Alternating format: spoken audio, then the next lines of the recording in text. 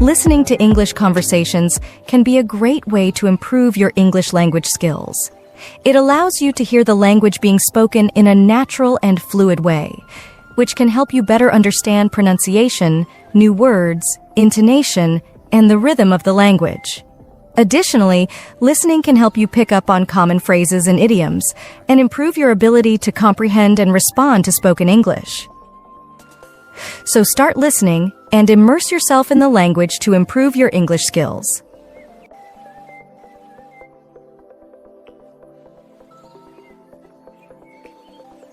Hi, Robin. How are you? Hey, Ronica. I'm doing well, thanks. How about you? I'm good too, thanks. I was actually thinking about the coronavirus pandemic that's been going on for over a year now. What are your thoughts on it? Yeah, it's been a really tough time for everyone. The transmission of the virus has been a major concern, especially in crowded areas where social distancing is difficult to maintain. Absolutely. The symptoms of the virus can vary from person to person, but it's really scary to think that some people can become seriously ill and require medical attention. That's true, however. It is crucial to remember that this virus can be unpredictable. Therefore, it is important to take necessary precautions and follow guidelines to ensure your safety as well as the safety of those around you. Remember, prevention is better than cure.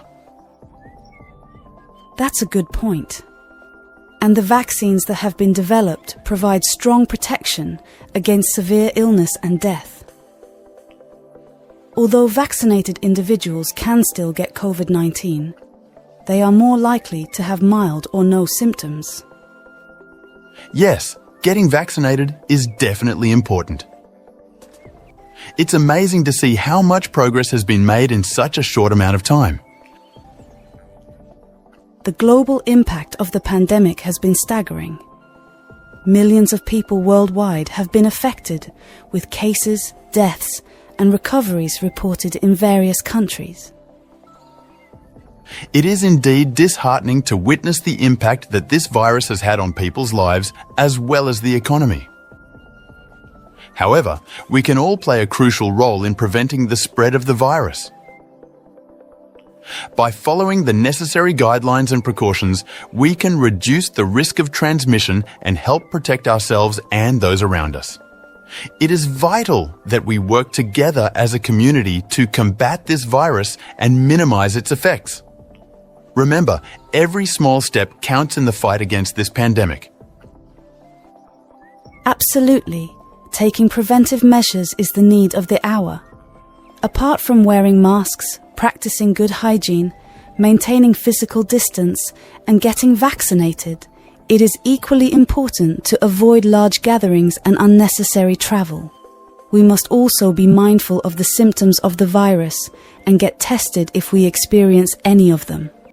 Additionally, staying informed and up to date with the latest guidelines and developments can also help in making informed decisions. Let's all do our part in stopping the spread and protecting ourselves and those around us. It's important to stay informed and take the necessary precautions to keep ourselves and others safe during this difficult time.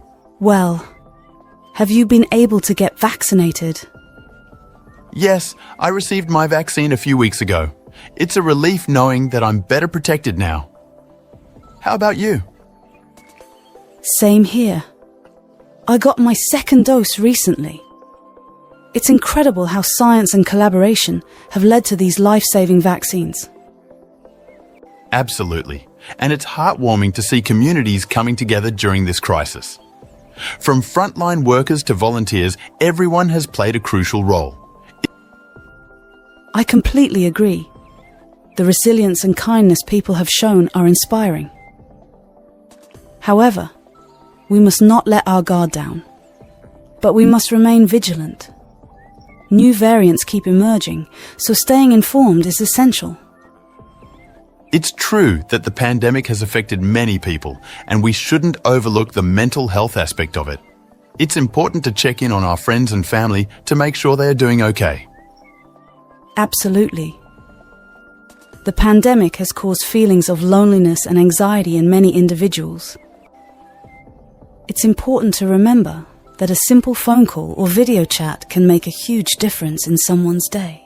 By reaching out to loved ones, we can help them feel connected and supported during these challenging times.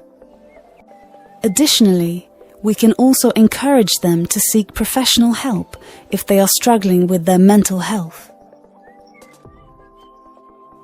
Is there anything that has been helping you cope with the current situation?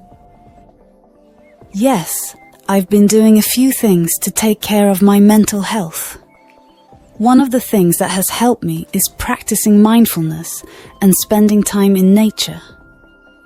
I've also found that connecting with my loved ones virtually has been really beneficial for me.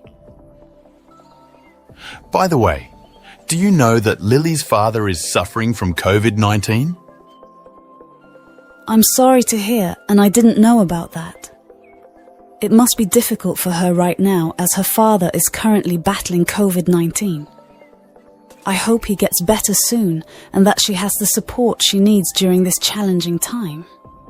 How has he been affected? Maybe he got sick when he was outside. He went to the market, and since there are a lot of sick people around, he might have caught the virus there. It's really important to be careful when you have to go out, like wearing a mask and keeping away from others. I hope he's okay and getting help if he needs it. I hope you don't mind me asking, but have you learned about the symptoms of COVID-19? It's important to be aware of the signs so that you can take the necessary steps to protect yourself and those around you. Some common symptoms include fever, cough, and difficulty breathing, among others. If you or someone you know experiences any of these symptoms, it's important to seek medical attention right away and follow the guidelines provided by health authorities. That's a great point, Ronica. It's crucial that we stay informed about the symptoms and take the necessary precautions to keep ourselves and others safe. Thank you for sharing that information. By staying aware and taking the appropriate measures, we can all do our part in preventing the spread of COVID-19. Thankfully, he is slowly improving. It's been a tough battle, but we're hopeful that he will continue to recover. Lily has been amazing throughout this whole ordeal, providing her father with the care and support he needs. It just goes to show how important family is during times like these. I just hope that we never have to go through this again.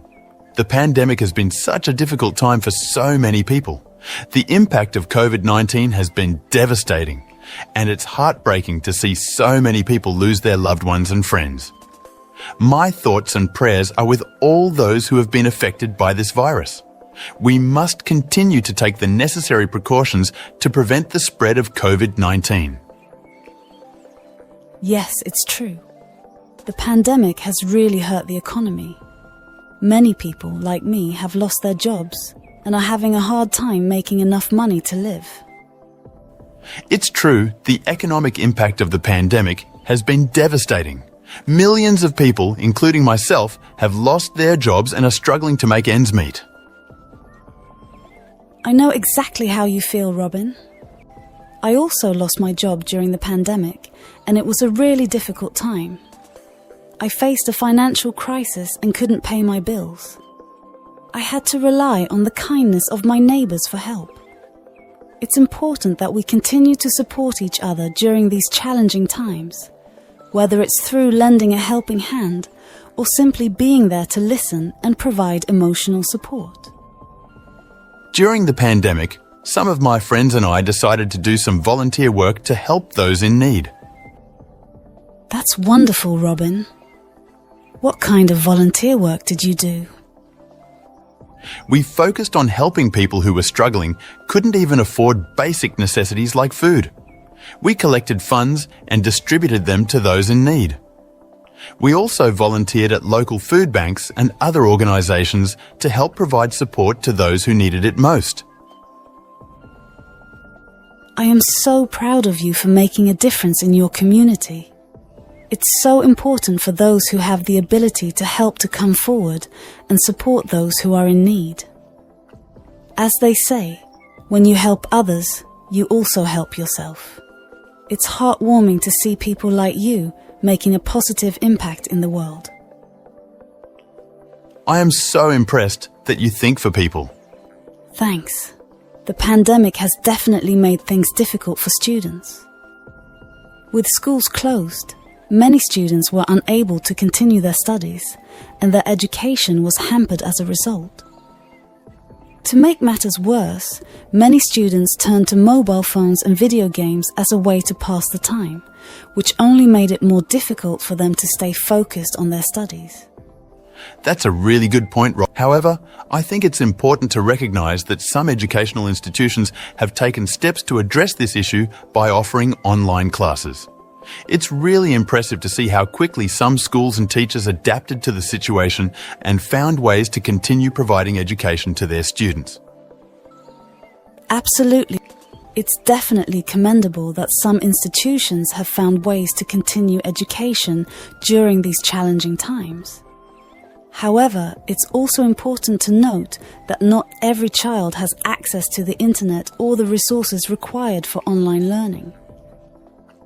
This has unfortunately resulted in many students falling behind in their studies and missing out on valuable educational opportunities.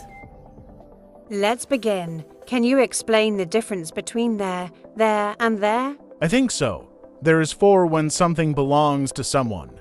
Good. Can you give me a sentence with there? Sure. Their car is red. Excellent. Now, what about there? There is for places, right? That's correct. Can you use it in a sentence? The ball is over there. Nicely done. And what about there? Oh, that's short for they are. Yes. Can you try a sentence with there? They're going to the park later. Perfect. Now, how would you use all three in one sentence? All three. Let me think. They're going to their house, and it's over there. Excellent. That's a tricky one, but you nailed it. Let's try something else. ... Great job with that last sentence. Let's try something more challenging now. Can you spot the mistakes in the sentence? They're going to their house, but they're not sure if it's the right one. Okay. The first one should be there, not there. Correct. Why is that? Because it's short for they are, and that means something belongs to them. Exactly. What about the next part?